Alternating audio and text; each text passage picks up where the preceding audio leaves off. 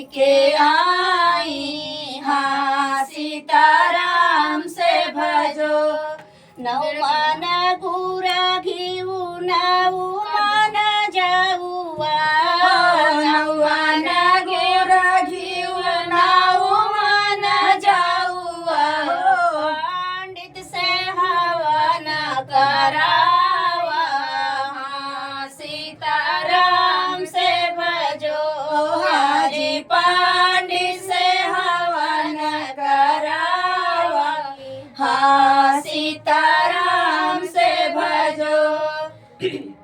देवड़ी भीतर से तब बोली समधिया रानी। देवड़ी भीतर से तब बोली है समधिनी रानी। तो हर बहिनी का पेटवा फुलाई।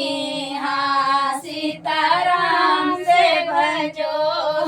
हर बहिनी का पेटवा फुलाई। हाँ सीताराम से भजो। कवन जिला कवन घाट कवन रहे नदिया।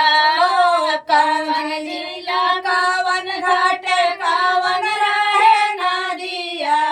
कवन घाट डुबकी लगाई। हाँ सीताराम से भजो। हाजी कौने घाट डुबकी लगाई। हाँ सीताराम से भजो। प्रयागराज जिला रहे संगम घाट नदिया। प्रयागराज जिला रहे संगम घाट नदिया। रे तीर बेड़ी में डुबकी लगाई। हाँ सीताराम से भजो। तीर बेड़ी में डुबकी लगाई। हाँ सीताराम से भजो। पंडित के दारे बनारस बोलावा हो। पंडित के दारे बनारस बोलावा। हमन के दारे सोहर गवावा। अगने बधैया बजवावा। हाँ सीताराम से भजो। हाजी आंगने बधैया बजवावा। हाँ सीताराम से भजो। कवन रहे जतिया कवन रत घरिया। कवन रहे जतिया कवन रत घरिया। नोइया के पतावा लगावा। हाँ सीताराम से भजो। बहनोइया के पतावा लगावा।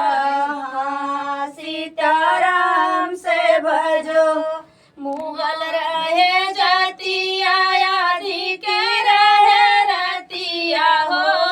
मुगल रहे जतिया आदि की रहे रतिया। गने मड़ुआ अब छवावा। हाँ सीताराम से भजो। यारे गने मड़ुआ अब छवावा। हाँ सीताराम से भजो। अब इज्जत बचावा। यारे भय ने खेलावा हो। इज्जत बचावा या भय ने खेलावा। बहनोइया के दए जा चुकावा। हाँ सीताराम से भजो। बहनोइया के दए जा चुकावा।